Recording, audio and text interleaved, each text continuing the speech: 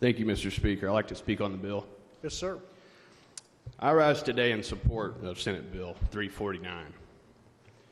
When I first got elected, I ran a campaign to fight for the forgotten people of Eastern Kentucky and the 94th District, those on a fixed income and those barely able to make ends meet.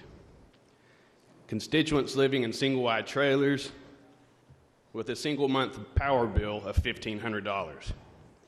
And now, out of state and out of touch, corporate profiteers are treating Kentuckian citizens as pawns to inhumanely and unjustifiably recoup their loss of investments off the backs of my constituents.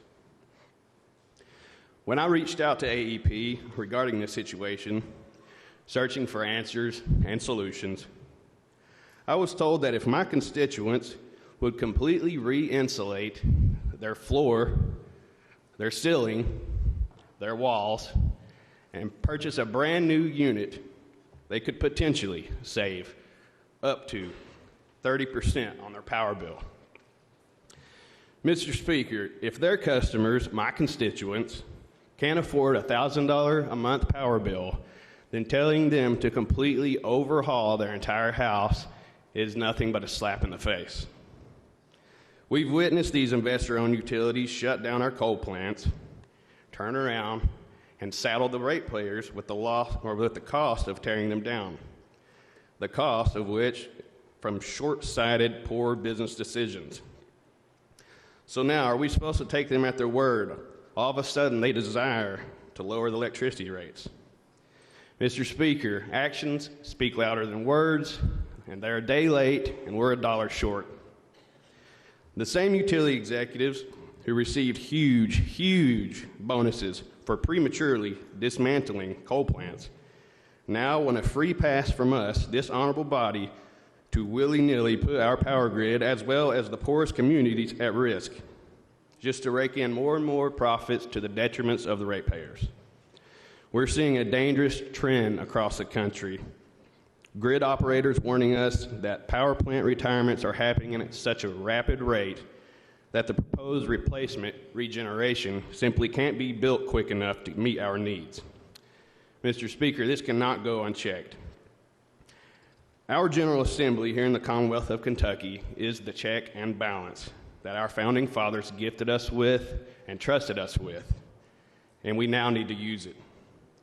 All this bill is asking for is a review process, a group of energy experts to help establish a comprehensive and common sense energy policy. That's it. So why would anyone be opposed to that?